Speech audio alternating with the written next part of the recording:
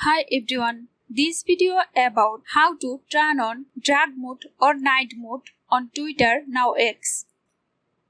Go to Twitter Now X on your preferred web browser.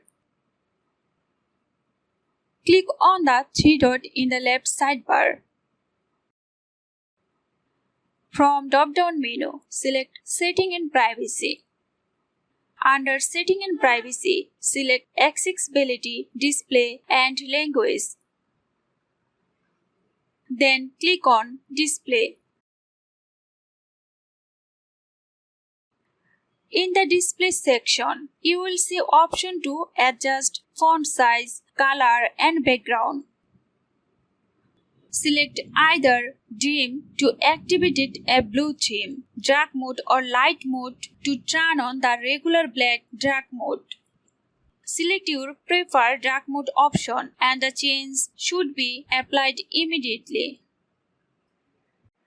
You can further customize dark mode by selecting the colored icon above the dark mode option. This changes the color of the Twitter icon and links.